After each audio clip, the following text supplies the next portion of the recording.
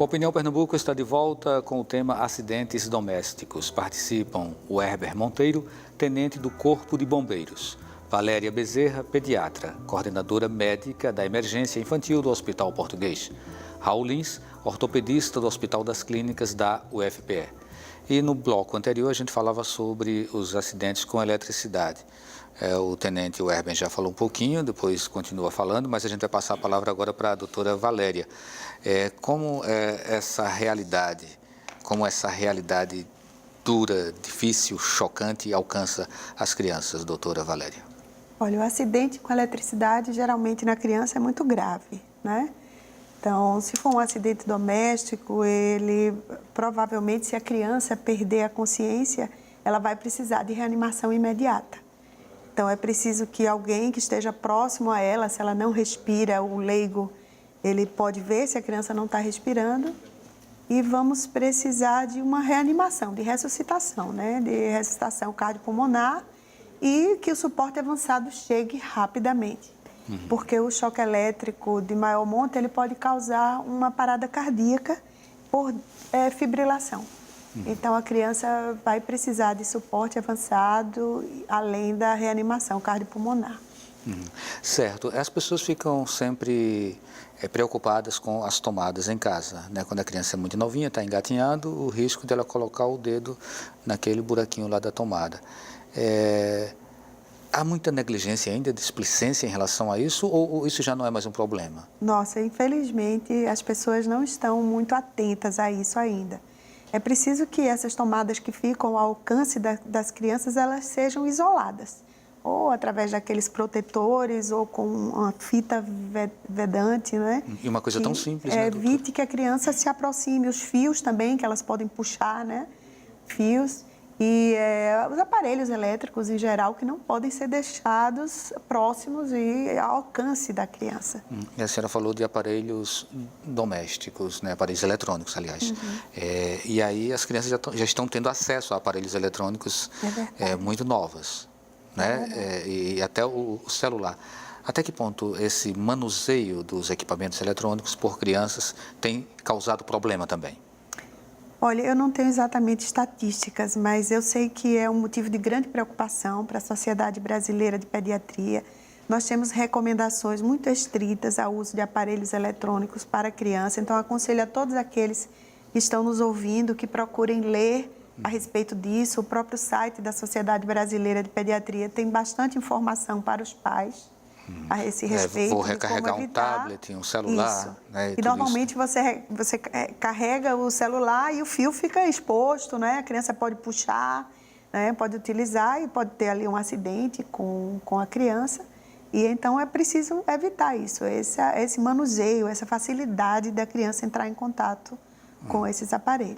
Doutor Raul, os adultos eles também acabam tendo acesso a uma infinidade de aparelhos eletrônicos, né? A máquina de barbear, ela vem na eletricidade, a chapinha vem na eletricidade, o secador de cabelo, e esses aparelhos todos, numa relação aí imensa, acabam trazendo riscos. E não é apenas o risco, né? Se confirmam alguns fatos trágicos, né, por conta dessa má utilização. A incidência, o número de casos de explosão de celular durante recarga, né? O paciente vai se comunicar, falar ao telefone ao mesmo tempo que está carregando o telefone e está aumentando o número de casos desse tipo. Importante lembrar que quando chega para a gente, ortopedista, o choque elétrico, normalmente já chega a sequela, porque ele já foi atendido ou reanimado numa emergência maior ou pelo próprio Corpo de Bombeiros. E muitas vezes chega a queimadura, chega a sequela que vai ter que ficar na mão, chega o tratamento que vai ter que fazer sequencial. A gente tem que lembrar que o choque ele queima de dentro para fora. Então, é o inverso da queimadura. Então, é uma queimadura em que, se você tem uma necrose pequena de extremidade, pode esperar que ela vai aumentar um pouco. Então, esse fator assusta bastante quando o paciente chega na emergência vítima de um choque elétrico, seja criança ou seja adulto, com alguma extremidade necrosada, preta, da cor de carvão mesmo. Isso chama a atenção que aquilo vai progredir, vai aumentar, porque o dano ao tecido vascular foi praticamente completo e áreas ali ainda vão ficar necróticas. Então, é importante salientar que, mesmo que tenha uma queimadurazinha e ficou uma lesão pequena no dedo, é importante procurar um atendimento médico, porque aquilo tende a evoluir. Qual deve ser o procedimento de primeiros socorros no caso de a pessoa ser acometida por um choque elétrico, doutor? Como o tenente falou, eliminar a fonte. E aí a gente vê o que é que ficou do trauma. Muitas vezes o paciente também é jogado pela força da corrente, ele é jogado em alguma parede ou em algum ambiente, e isso vai ter que ser visto o que de sequela deixou aquele trauma. Muitas vezes tem uma luxação do ombro, o ombro fora do lugar, por espasmo muscular. Então, por exemplo, a musculatura rotadora interna do ombro é muito mais forte. Quando você recebe uma corrente sanguínea, todos os músculos se contraem ao mesmo tempo. Então, aquele grupo muscular que é mais forte, ele vai predominar. Então, o paciente, a língua, ela pode sofrer? A língua vai dobrar. Há um espasmo, a mão vai se contrair. No caso da língua, o recomendável seria tentar puxar essa língua? Recomendável deixar o paciente, depois de tirar da fonte, não deixar que a língua sufoque, porque ocorre uma perda de via aérea. Primeiro passo para qualquer reanimação, seja ele na região externa ou interna do hospital, é garantir uma via aérea do doente. Né? Então, esse é o mais importante. Certo, tenente Werber, o senhor percebeu que a gente já começou a falar um pouquinho sobre as causas, né? E aí tem essa coisa dos fios desencapados, os fios partidos que são utilizados por pessoas de diferentes níveis econômicos e sociais, porque é impressionante como isso acaba sendo identificado, né, em muita gente. Então, assim, qual é a orientação para que as pessoas elas tenham mais cuidado em relação a isso? Sobretudo, eu sempre digo, né, mais uma vez eu ratifico, você jamais pode negociar a segurança. Então, muitas vezes o fio está desencapado lá, para o ambiente do adulto, né, ele já está até acostumado em visualizar aquilo. Só que se chegar um vizinho, uma criança, que é seu vizinho, ele vai ter a curiosidade de se aproximar, no caso do ventilador que ocorreu, né, de justamente pegar desse fio, ocorrer isso. E foi bom que o doutor Raul falou, porque a gente tem que lembrar que quando tanto a criança como o adulto ou idoso, ele sofreu um choque, essa questão do espasmo, você também tem o quê? Um músculo que faz parte da sua respiração, que é o diafragma. Então, você vai ter também um problema respiratório. Por isso que a doutora disse, além da questão da bomba chamada coração, né? Que também você vai ter essa disfunção, por isso a parada cardiorrespiratória, como a doutora disse. E se você não tiver a via pérvia, você vai ter a parada respiratória. Então, é importante, se observou, na verdade, eu sou o vigilante do meu ambiente. Se observou que existe um fio desencapado,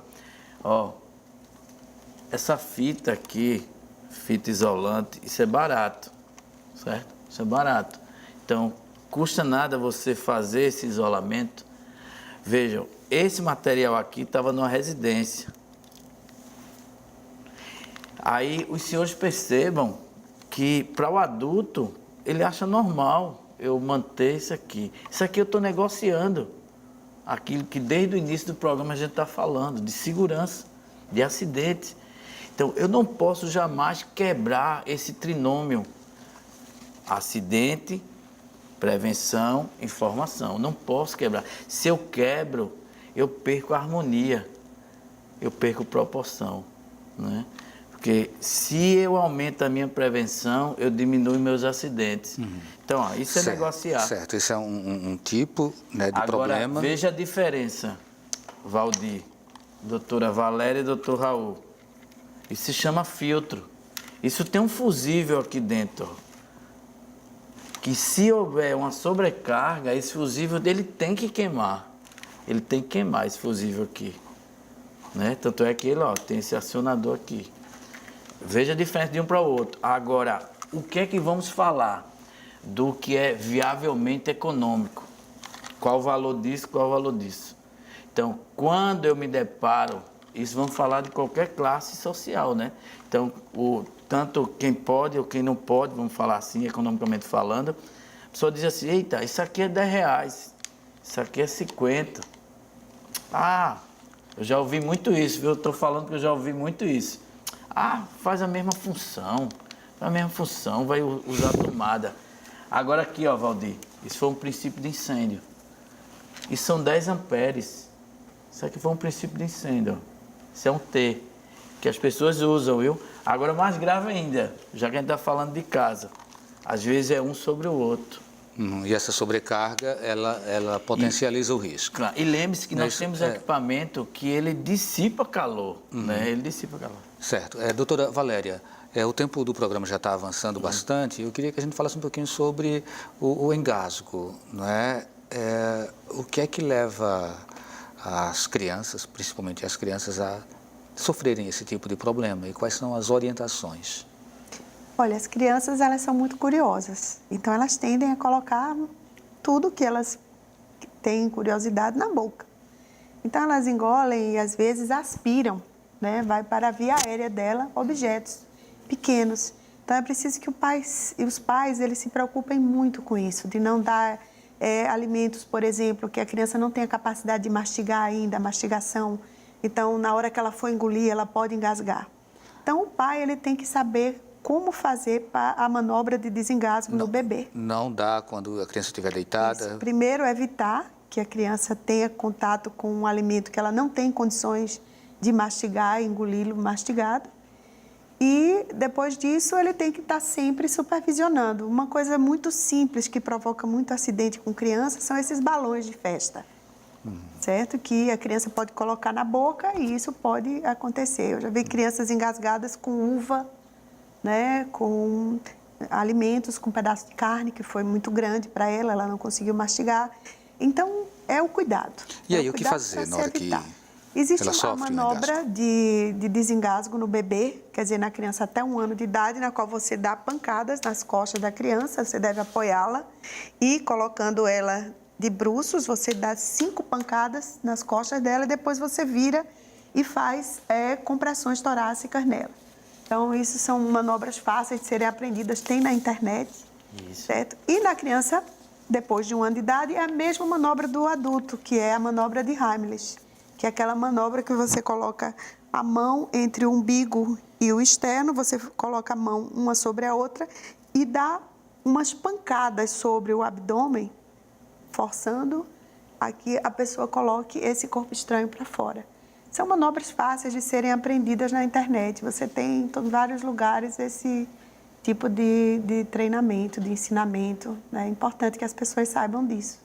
Ainda tem também a questão de ingerir líquidos ou ingerir produtos que não sejam bons para a saúde, né? Isso acontece muito nos ambientes. A intoxicação. Sim. Sim, muito frequente, porque às vezes a criança tem acesso, né, na cozinha, na área de serviço, a líquidos usados para limpeza, né? Inseticidas, detergentes, desinfetantes, cera, álcool. O álcool líquido é um perigo para a criança, né? Porque ela pode ali ter acesso ao fogo e juntando fogo com álcool e levar a queimaduras.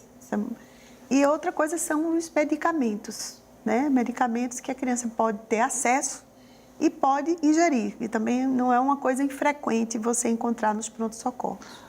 Doutor Raul, já chegando ao final do programa, gostaria que o senhor falasse sobre a responsabilidade, uma coisa mais de fechamento agora, né, das pessoas que se submetem muitas vezes aos acidentes, por displicência muitas vezes, e das pessoas que cuidam de outras, né, como, por exemplo, na sua especialidade, as pessoas que cuidam dos idosos.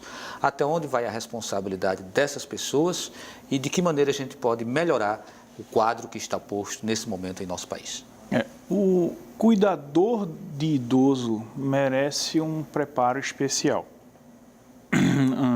Isso vem sendo em algumas escolas de enfermagem feitos cursos, um preparo melhor para que você cuide, principalmente de um idoso portador de alguma doença degenerativa, como Alzheimer, Parkinson, que às vezes tem um comportamento de uma criança.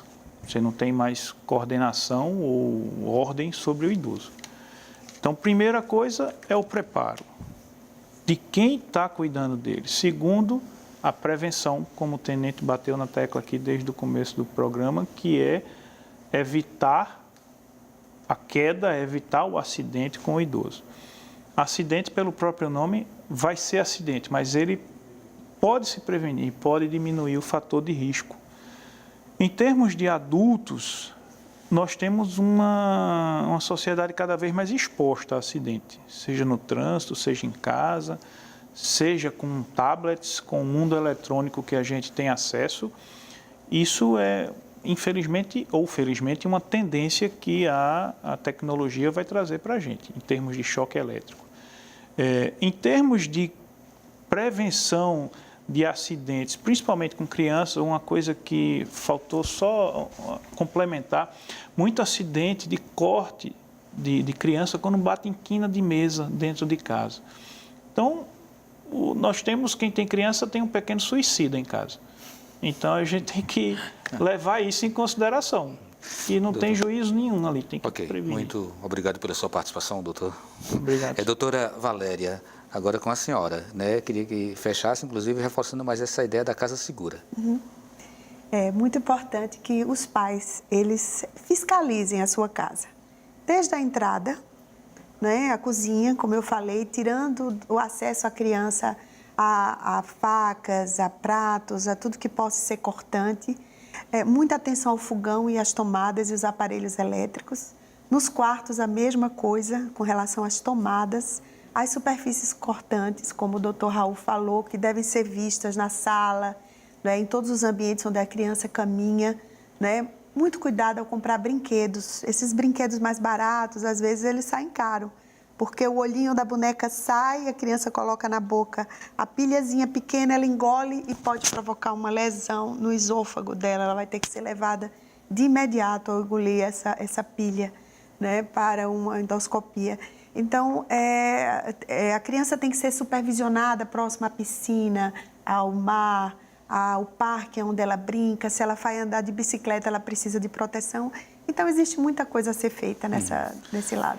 Tenente Werber, temos aí a questão também dos cursos de suporte básico de vida. Isso deveria ser uma coisa para alcançar todo mundo, né? Consegue alcançar, a procura tem sido pequena, falta divulgação, enfim, como é que está essa questão? Como está dizendo a doutora Valéria, a Universidade de Pernambuco, ela tem esse curso, né, que oferece, principalmente para o pessoal da área de saúde. Seria interessante que os alunos, principalmente da rede pública, né, os alunos do ensino médio, tivessem acesso a esse curso básico de urgência. Porque, na verdade, ele é o diferencial, ele é a célula-mate entre o acidente e quem vai chegar para transportar para o hospital. Porque o jovem, ele com certeza, a gente diz que é um terreno fértil, né? Porque você semeia e sabe que você vai ter esses frutos. Então, se as escolas pudessem ter acesso a esses cursos, seria excelente. O Corpo de Bombeiros faria essa parceria? O Corpo de Bombeiros, ele já tem uma instrução através de palestra, tanto escolas públicas como escolas particulares. Que já auxilia, já dá suporte nesse tipo de orientação. Divisão de ações preventivas. Certo. Mas não dá só primeiros socorros, ele dá também a questão de princípio de incêndio. Ok, tá. Muito obrigado pela sua participação, Tenente Werber. E nós agradecemos. Obrigado. Doutora Valéria, doutor Raul, obrigado a você que nos acompanhou. O Opinião Pernambuco de hoje fica por aqui. A todos uma boa noite e até o próximo.